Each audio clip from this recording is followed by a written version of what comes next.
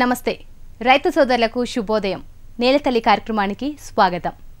Corporate telecom సంస్థలో ఉన్నతాధికారిగా ఉద్యోగం, ఏడాదికి 7 లక్షల రూపాయలకు పైగా వేతనం, సమాజంలో మంచి గుర్తింపు। ఈ రోజుల్లో ఓ కుటుంబం సంతోషంగా జీవించేందుకు ఇంతకంటే ఏం కావాలి?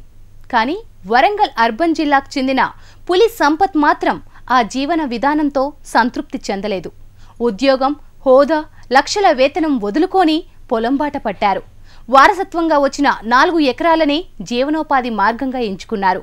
ప్రకృతి విధానంలో పంటల సాగు చేస్తూ ఆరోగ్యకరమైన సమాజాన్ని నిర్మించేందుకు కృషి చేస్తున్న అభ్యుదయ రైతు సంపత్ విజయగాథను తెలుసుకుందాం ఇవాల్టి నేలతల్లి కార్యక్రమంలో।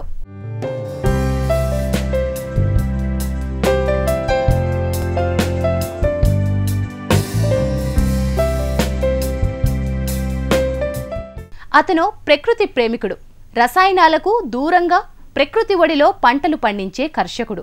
తాను పండించిన పంటల ద్వారా ఆరోగ్యకరమైన సమాజాన్ని నిర్మించాలన్నది అతని లక్ష్యం।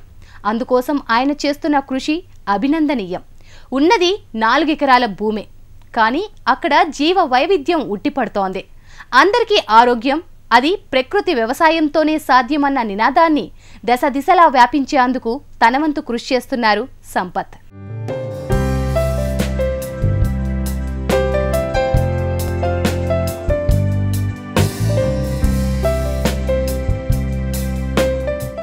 మార్కెట్లో లభించే కూరగాయలు, పండ్లు విషపూరితమైన రసాయనిక ఎరువులు, పురుగుమందులు చల్లి పండించినవని అనడంలో ఎలాంటి సందేహం లేదు।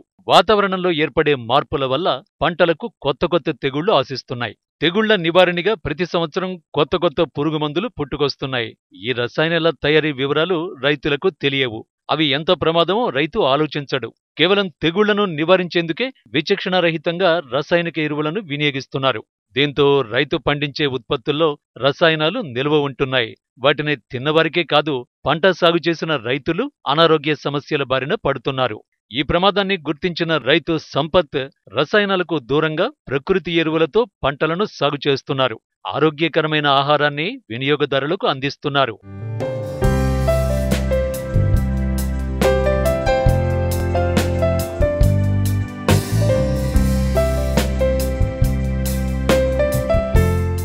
వరంగల్ అర్బన్ జిల్లా ధర్మసాగర్ మండలం రాపాకపల్లి గ్రామానికి చెందిన సంపత్ గతంలో ఓ ప్రైవేటు కంపెనీలో ఉద్యోగం చేసేవారు। ఏడాదికి లక్షల్లో సంపాదన ఉన్నా సంతృప్తి లేదు।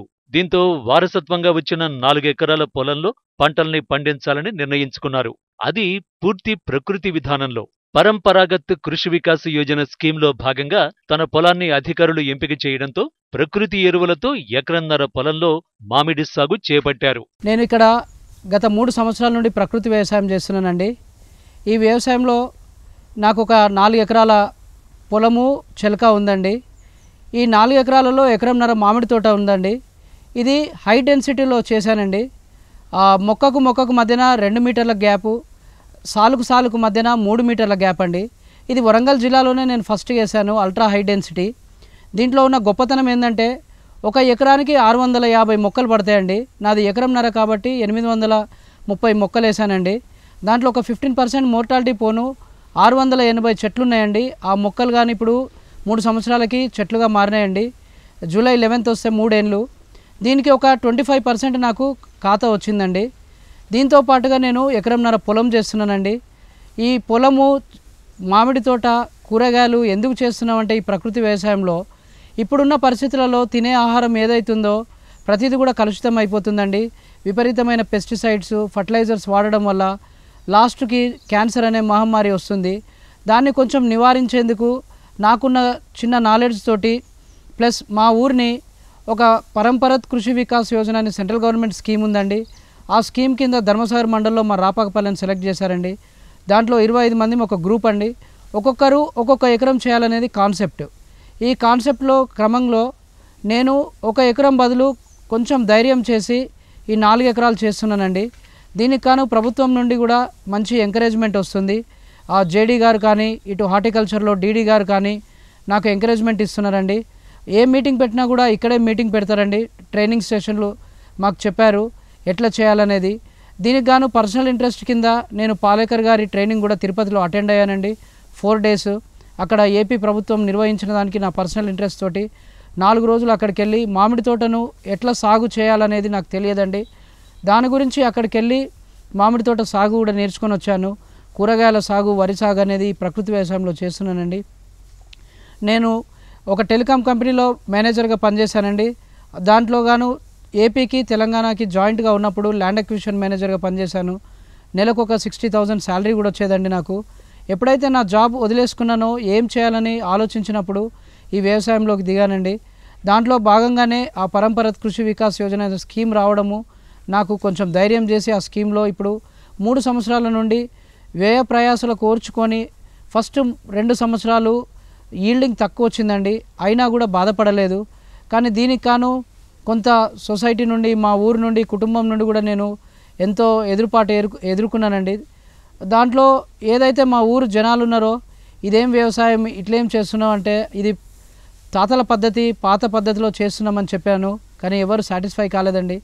3 సంవత్సరాల తర్వాత ఎవరైతే నన్ను ఎగతాళి చేశారో వాళ్ళే ఈరోజు నన్ను కొంచెం మెచ్చుకుంటున్నారండి. మా కుటుంబం కూడా నాకు సహకరిస్తుంది. మా నాన్నగారు నేను ఇక్కడ ఫార్మింగ్ చూసుకుంటామండి. మేము ఒకటి నేచురల్ ఫార్మింగ్ వెజిటేబుల్ స్టోర్స్ అని వరంగల్లో భద్రకాళి రోడ్లో పెట్టానండి. అక్కడ మా అమ్మగారు, నా వైఫ్ చూసుకుంటారండి. ప్రతిదీ కూడా ఇక్కడ పండింది ఏదైతే ఉందో, కాయ కానీ, పండు కానీ, వడ్లు కానీ నా స్టోర్లో నేను సేల్ చేసుకుంటానండి. ఇది ఒక రైతుగా నేను ధైర్యం చేసి అక్కడ పెట్టానండి. దానికి కొంత ఎక్కువనే ఇన్వెస్ట్మెంట్ అయింది. కానీ ఒక రైతు మార్కెటింగ్ మనంతటా మనము ఏర్పాటు చేసుకోవడం వల్ల, మనం పండించిన ఉత్పత్తులను మనమే అమ్ముకోవడం వల్ల మనం పెట్టుకున్న రేటు మనకు వస్తుందండి. ఇక్కడ ఎవరు మధ్య దళారీలు ఉండరు. మనం పండించింది మనమే అమ్ముకుంటున్నాం కాబట్టి దీంట్లో నష్టం లేదండి. గత 3 సంవత్సరాలుగా మామిడి సాగు చేస్తున్నారు. హై డెన్సిటీ విధానాన్ని అనుసరిస్తున్నారు. మొక్కకు మొక్కకు మధ్య 2 మీటర్లు, సాలుకు సాలుకు మధ్య 3 మీటర్ల ఎడంతో మొక్కల్ని నాటారు. ఎకరన్నర విస్తీర్ణానికి 830 మొక్కలు వేశారు. అవి ఇప్పుడు చెట్లుగా మారే 25% కాతకు వచ్చాయి. అధికారుల సలహాలు సూచనలతో మామిడి సాగు చేపట్టారు. ప్రకృతి విధానాలను పూర్తిగా తెలుసుకునేందుకు ప్రకృతి వ్యవసాయ పితామహుడు పాలేకర్ శిక్షణ తరగతులకు సంపత్తు హాజరయ్యారు. చౌడు నేలల్లో ఏం పండుతుందంటూ అందరూ ఆయన్ని నిరుత్సాహపరిచారు. ప్రకృతి సేద్యం వల్ల ఒరిగేదేమీ ఉండదని, రసాయన ఎరువులు, పురుగుమందులు వాడితే తప్ప దిగుబడులు రావని చుట్టుపక్కల వారు తేల్చి చెప్పేశారు. ఎవరెన్ని చెప్పినా ఆయన ప్రకృతినే నమ్ముకున్నారు. సహజ పద్ధతిలో ఎరువులు, కషాయాలను తయారు చేసుకుని వాటినే పంటకు అందించారు. ఈ వ్యవసాయం చేయడం వల్ల మాత్రం కొంత ఓపిక కావాలండి. నిష్టగా చేయాలా, ఒక యజ్ఞంలాగా చేసుకోవాలండి. ఎందుకంటే భూమి సారవంతం కావాలంటే ఒక 2 సంవత్సరాలు పడుద్దండి. ఏదైతే పాలేకర్ గారి పద్ధతిలో ఘనజీవామృతము, జీవామృతము మనము భూమికి ఇస్తామో దీని ద్వారా ఒక 2 సంవత్సరాలలో కొన్ని కోటాను కోట్ల ఎర్రలు వస్తాయండి. దీనితోటి మనకు జీవ వైవిధ్యం వస్తుంది, బయోడైవర్సిటీ అంటారండి. భూమి సారవంతం అవుతుందండి. ప్రకృతిలో మనము ప్రకృతిని కాపాడిన వాళ్ళమవుతాము, వాతావరణాన్ని మనం కాపాడిన వాళ్ళు అవుతాము. ఇప్పుడు నా తోటలో, నా క్షేత్రంలో ఫుల్ ఆఫ్ ఆక్సిజన్ అండి. ఎక్కడ చూసినా గ్రీనరీగా ఉంటుందండి. పొద్దుగాలే సీతాకోక చిలుకలు వచ్చి డ్యాన్స్ వేస్తాయండి. ఈ ఇంత మంచి ఎండాకాలంలో కూడా మిత్ర పురుగుల కోసము కొంగలు, పక్షులు వచ్చి ఆ పురుగులను కొంగలు కానీ పక్షులు కానీ తింటున్నాయండి. దీంట్లో నేను ఒక తేనెటీగల పెంపకం కోసం ఒక 2 బాక్సులు కూడా తీసుకొచ్చి పెట్టానండి. ఆ తేనెటీగలు కూడా నాకు పూతకి పరస్పర సంకల్పం కోసము ఆ పూతలోని మకరందాన్ని తీసుకొని తేనెటీగలు కూడా దీంట్లో మంచిగా వస్తున్నాయండి.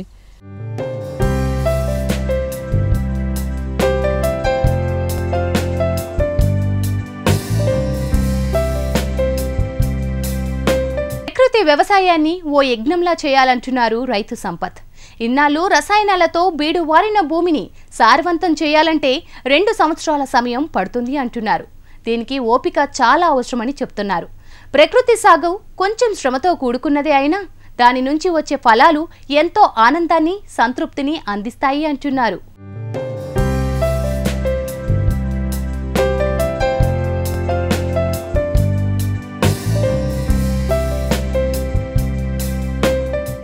పొలంలో ఎక్కడ చూసినా పచ్చదనమే కనిపిస్తుంది. సీతాకోక చిలుకలు, విహంగాలు నిత్యం పొలం చుట్టూ తిరుగుతూనే ఉంటాయి. ఇంతటి జీవ వైవిధ్యం కేవలం ప్రకృతి వ్యవసాయంతోనే సాధ్యమంటున్నారు రైతు సంపత్. అందుకే ప్రకృతి సాగును ఓ యజ్ఞంలా చేయాలంటున్నారు ఈ రైతు. ఒక్కసారి ప్రకృతి సాగులో నిలదొక్కుకోగలిగితే ఇటు కుటుంబానికి, అటు సమాజానికి కూడా ఎంతో మేలు చేసిన వారమవుతామంటున్నారు ఈ రైతు. గోమూత్రము, గోపేడతోటి జీవామృతం అనేది తయారు చేసి దాన్ని మనం రెగ్యులర్ ఇంటర్వెల్స్లో కాలువ మొదట్లో వాటర్లో కలుపుకుంటామండి. లేదంటే చెట్ల మీద నేనైతే ప్రతి 1 వీక్ ఒకసారి నా తోటలో ఉన్న ప్రతి చెట్టుకు కూడా స్ప్రే చేస్తానండి. ఇన్ ద సెన్స్ వాటికి ఈ ప్రతి మండే చేయిస్తాను. ఒక మండే వచ్చిందంటే వాటికి ఒక స్ప్రే అనేది అవుతుందని వాటికి కూడా తెలిసిపోతుందండి. అంత రెగ్యులర్ ఇంటర్వెల్స్లో చేయడం వల్ల నేను పండించే కాయ కానీ నేను పండించే కూరగాయలు పండ్లు ఏది కూడా కలుషితం కాకుండా ప్రకృతి సహజ సిద్ధంగా పండించినేనండి. సో బయట దొరికే వాటికి నా దగ్గర దొరికే వాటికి ఈ వ్యత్యాసం ఉందండి. విషపూరితమైన రసాయనాల వల్ల రైతులు క్యాన్సర్ బారిన పడుతున్నారు. వాటిని తిన్న వినియోగదారులు అనారోగ్య సమస్యలతో బాధపడుతున్నారు. వీటిని నివారించాలంటే ప్రకృతి వ్యవసాయమే సరైన మార్గమంటున్నారు సంపత్. ఇందులో ఎలాంటి హానికారకాలు ఉండవు. గోమూత్రం, గోపేడతో తయారు చేసిన ఎరువులనే పంటలకు అందిస్తున్నారు రైతు. సుభాష్ పాలేకర్ గారు చెప్పే కాన్సెప్ట్ ఏంటంటే, ఒక అడవిలోకి పోతే వివిధ రకాల చెట్లు ఉంటాయి, వివిధ రకాల తీగ జాతులు ఉంటాయి. వాటన్నిటినీ ఎవరు పోషిస్తున్నారు? భగవంతుడే కదా. వర్షం వచ్చిన దానికి ఆ వర్షం నీటితోటి భూమి లోపల ఎర్రలు ఏర్పడి ఒకదానికొకటి సహజీవనం చేసుకుంటూ పండుతున్నాయని పాలేకర్ గారు చెప్తారండి. సో అదే సిస్టంలో ఇప్పుడు నా చిలకల వివిధ రామ సీతాఫలము, రేగు పండ్లు, జామ, దానిమ్మ, సపోటా, మన అరటి, ఇట్లా వివిధ రకాల పండ్ల చెట్లు పెట్టానండి. దగ్గరలో మామిడి చెట్లు పెట్టానండి. ఈ మామిడి చెట్ల 24 సార్లు ఉన్నాయండి నాకు ఎకరంన్నరలో. ఈ 24 సార్లలో నేను 12 సార్లలో కూరగాయలు పెట్టానండి. దాంట్లో బీర, కాకర, బెండ, గోరుచిక్కుడు, పుచ్చకాయ, పచ్చిమిర్చి, టమాటో ఇట్లాంటివన్నీ వేసానండి. తక్కిన 12 సార్లలో ఏమంటే పప్పు దినుసులు వేసాను. 4 సార్లలో పెసర్లు వేసానండి, 4 సార్లలో మంచినీళ్ళు వేసాను, 4 సార్లలో బొబ్బరిలు వేసానండి. దీంట్లో ఉన్న గొప్పతనం ఏంటంటే భూమిని ఎక్కడ కూడా వేస్ట్ చేయొద్దండి. ఎందుకంటే ఈ జీవామృతం ఏదైతే ఉంటుందో దీంట్లో విపరీతమైన కొన్ని కోటాను కోట్ల మల్టీ న్యూట్రియంట్స్ ఉన్నాయండి. ఈ మల్టీ న్యూట్రియంట్స్ భూమికి మనం ఇవ్వడం వల్ల ఎక్కడో 15 ఫీట్ల లోపటున్న ఎర్త్ వామ్స్ ఏవైతున్నాయో మనకు అవి ఈ మన జీవామృతంలో ఏదైతే పేడ మూత్రం ఉందో అదే వాటికి ఆహారం అండి. ఆ 15 ఫీట్ల లోపటి నుండి కూడా భూమిని గుల్లపారించుకుంటా రంధ్రాలు చేసుకుంటా పైకి వస్తాయండి. దీంతో మన చిలక కూడా చాలా గుల్లబారిపోతుంది. ఈ గుల్లబారిపోవడం వల్ల రూట్స్కి మంచి ఆహారం దొరుకుతుంది. దీన్ని బట్టి ఏమంటే మనము చిలక ఏదైతుందో ప్రతి రకం చెట్టు పెట్టుకోవాలండి. మనకు ఒక సీజన్లో ఒక పండు పండుద్ది, ఇంకొక సీజన్లో ఇంకొక పండు పండుద్ది. కాబట్టి పప్పు దినుసులు, పండ్లు, ఇప్పుడు నేను విండ్ షీల్డ్ కింద టేకు వేసానండి, మలబారు వేప వేసాను, ఎర్రచందనం పెట్టుకున్నాను. ఇవన్నీ ఏమంటే ఒకదానితో ఒకటి సహజీవనం చేసుకొని ప్రతి చెట్టుకు ఇచ్చేదాన్ని ఒకదానికొకటి పంచుకొని ఆహారం తీసుకోవడం వల్ల నా చిలక మొత్తంలో కూడా ఎక్కడ చూసినా గ్రీనరీ ఉంటుందండి. మామిడిలో అధిక దిగుబడులను సాధించేందుకు తేనెటీగలను సైతం పెంచుతున్నారు. తేనెటీగల వల్ల పాలినేషన్ జరిగి కాయలు బాగా వస్తాయని సంపత్ చెబుతున్నారు. 7 రకాల మామిడిని పండిస్తున్నారు ఈ రైతు. ఇందులో 5 రకాలు కాతకు వచ్చేశాయి. కాయలు మంచి బలంతో, ఎంతో నాణ్యతతో ఉన్నాయి. మరో 15 రోజుల్లో కాయలు చేతికొస్తాయి. సుమారు 150 నుంచి 200 కిలో కాయ దిగుబడి వస్తుందని ఆశిస్తున్నాడు ఈ రైతు. ఎటువంటి కార్బైడు లేకుండా సహజ సిద్ధంగా చెట్టు మీదనే పండిన కాయల్ని వినియోగదారులకు అందించాలనుకుంటున్నారు రైతు సంపత్.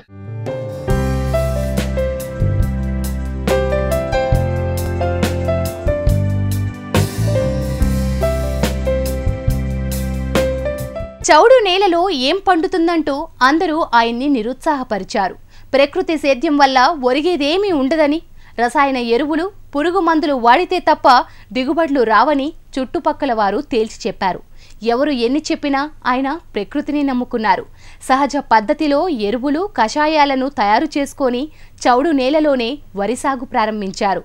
చీడపీడలు, తెగుళ్లకు రసాయన ఎరువులు, పురుగుమందులే శరణ్యమన్న మాటల్లో వాస్తవం లేదని నిరూపించారు. 200 ఏళ్లుగా ప్రకృతి సేద్యంలో వరి సాగు చేస్తున్నారు సంపత్. చీడపీడలకు, తెగుళ్లకు దూరంగా ఆరోగ్యకరమైన పంటను తీస్తున్నారు. సంపత్ పండించిన బియ్యం కోసం చాలామంది ముందుగానే ఆర్డర్లిస్తున్నారు. దీంతో రైతుకు పంట కంటే ముందుగానే ఆదాయం లభిస్తోంది.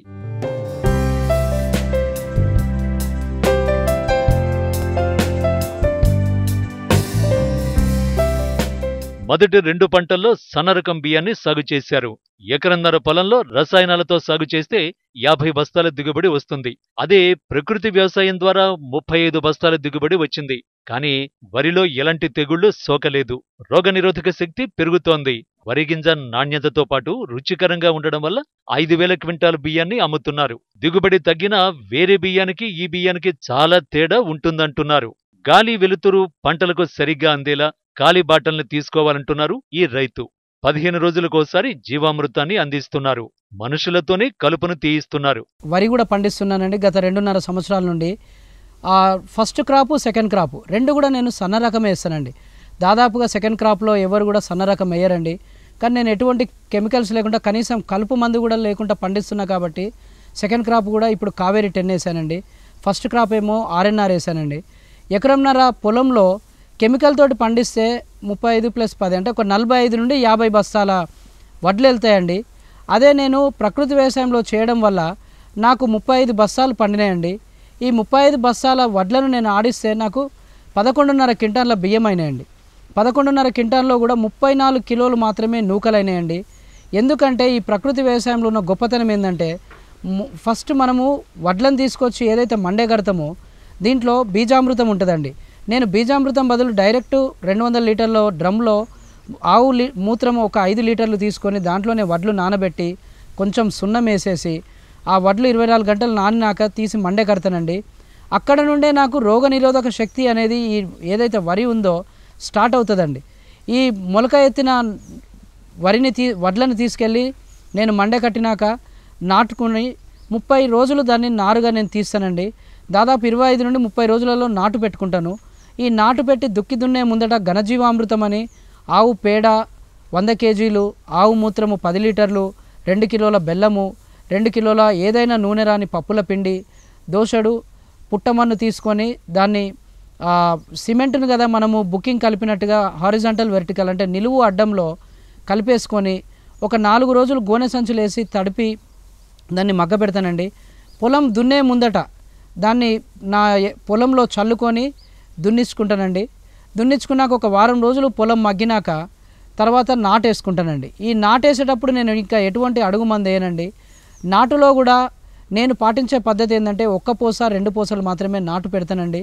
అది కూడా ఒక పూసకు మధ్యన 6 ఇంచులు గ్యాప్ ఇస్తానండి. ప్లస్ తప్పకుండా నేను కాలిబాట తీస్తానండి. తూర్పు పడమరలో కాలిబాట తీయాలండి. ఈ 6 ఇంచులు నాటు వేయడం వల్ల ఏమంటే మనకు గాలి వెలుతురు కరెక్ట్గా తగిలి ఎటువంటి వైరసెస్ రాకుండా మనకు ప్రివెన్షన్ చేస్తాడండి, అంటే కాపాడుతుందండి. ఇది నాటేసేటప్పుడు కొందరు నన్ను బనాయిస్తారు కూడా అండి. నాటేసేందుకు వచ్చిన వాళ్ళు ఇంత దూరం ఎందుకు పెడతావు, 1-2 పూసలు ఎందుకు, నీకు 4-5 పెట్టొచ్చు కదా, మాకు ఈజీ అవుతుంది అంటారు.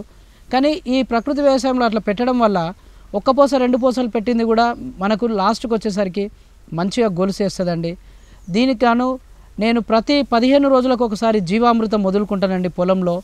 తర్వాత 45 డేస్కి ఎప్పుడైతే కలుపు తీయించుతానో, కలుపు మందు కూడా నేను వేయనండి, మనుషులతోటే కలుపు తీయించుతాను. ఇది కొంచెము డబ్బుతో కూడుకున్నాండి. 3,000 కనుక నాకు పొలం నాటేసేందుకైతే 6,000 రూపాయలు కలుపు తీసేందుకు అవుతుందండి. కలుపు తీయించుకున్నాక నేను నీమాస్త్రం కొడతానండి. అది కొట్టిన 10 రోజుల తర్వాత అగ్ని అస్త్రం కొట్టుకుంటానండి. అది స్ప్రే చేయడం వల్ల ఎటువంటి అగ్గి తెగులు కానీ, కాండం తొలిచే పురుగు కానీ, పచ్చ పురుగు కానీ ఏది కూడా రాకుండా ప్రివెన్షన్ చేస్తుందండి.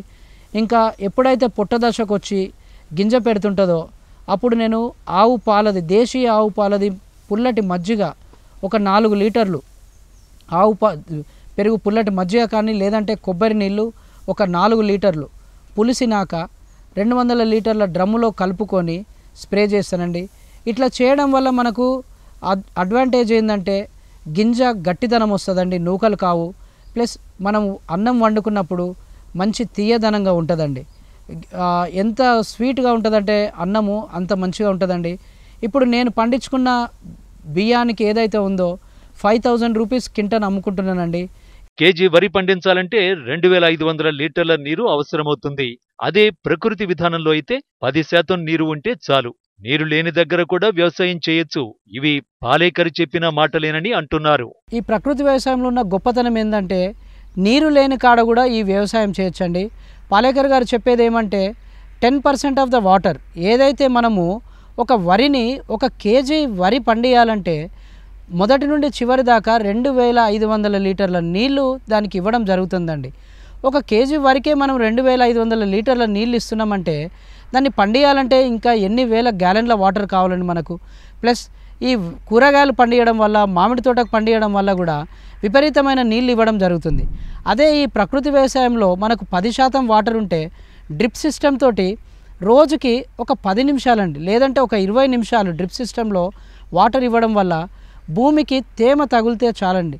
మనకు ఈ వేరు వ్యవస్థ ఏదైతుందో మనం ఇచ్చే ఆ 20 నిమిషాలు లేదంటే అర్ధగంట నీళ్ళతోటే, కానీ రోజు ఇవ్వాలి. మనము మనుషులమైతే ఏ విధంగా రోజు మార్నింగ్, ఆఫ్టర్నూన్, ఈవినింగ్ బ్రేక్ఫాస్ట్ అన్నం తింటున్నామో అట్లా రోజు ఒక 20 నిమిషాల నుండి అర్ధగంట మనం కనుక వాటర్ ఇస్తే మొక్కలకి, ఈ వాటర్ తోటే మనకు వరి కానీ, చెట్లు కానీ, కూరగాయల చెట్లు కానీ, పండ్ల చెట్లు కానీ ఎదుగుదల అవుతుందండి. ఈ వాటర్ తక్కువ ఇవ్వడం వల్ల మనము కరెంటు సేవ్ చేస్తున్నామండి, పర్యావరణాన్ని కాపాడుతున్నాము. వేరే వాళ్ళ బాయిలకు మనము కాపాడే నీళ్లు వాళ్లకు మళ్ళీ ఊటగా వెళ్ళి వాళ్లకు వ్యవసాయం చేసుకునేందుకు కూడా మనము సహాయం చేసిన వాళ్ళం అవుతామండి. సాగులో చాలా మంది రైతులు హైబ్రిడ్ విత్తనాలు వినియోగిస్తున్నారు. వీటికి సహజ లక్షణం లేదు. ప్రాచీన భారతదేశంలో 2800 రకాల వరి విత్తనాలు ఉండేవి, కానీ అవి రాను రాను 300కు తగ్గిపోయాయి. అందుకే హైబ్రిడ్కు దూరంగా దేశీ విత్తనాలను తీసుకువచ్చి వాటినే సాగు చేస్తున్నారు ఈ రైతు.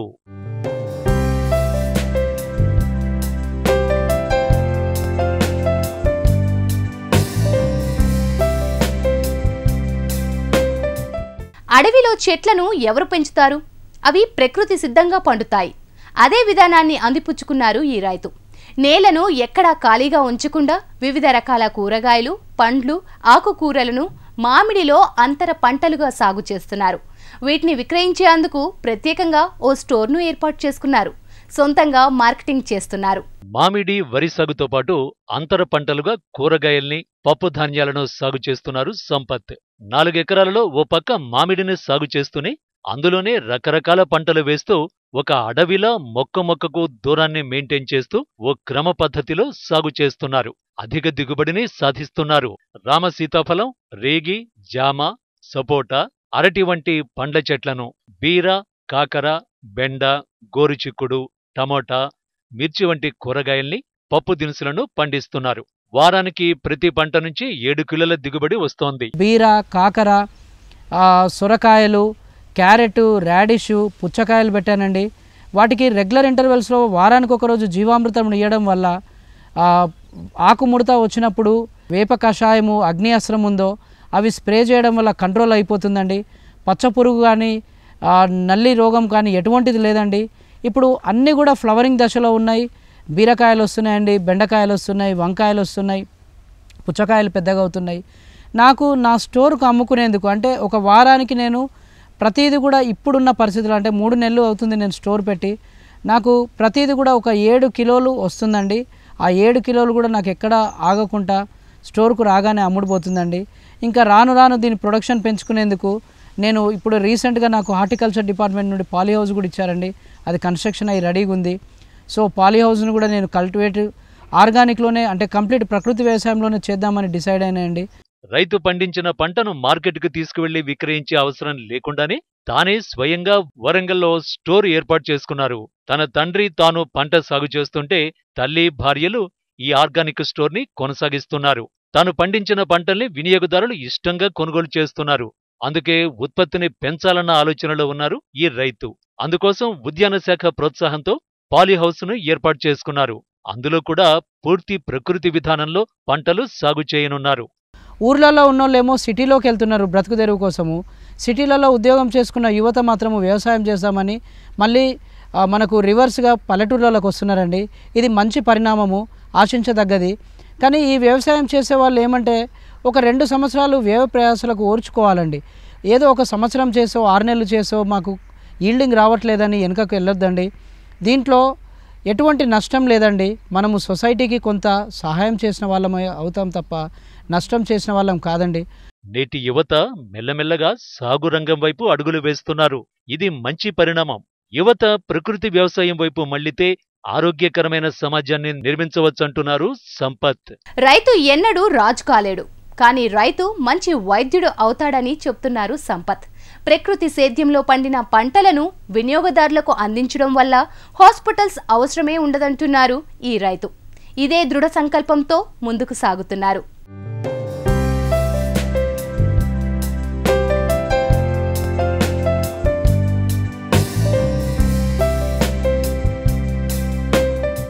ఇది ఇవాల్టి నేలతల్లి కార్యక్రమం. నమస్తే.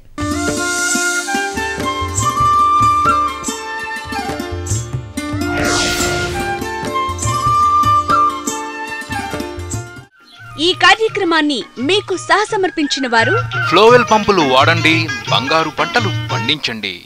ఫ్లోవెల్ పంపుల్నే వాడండి.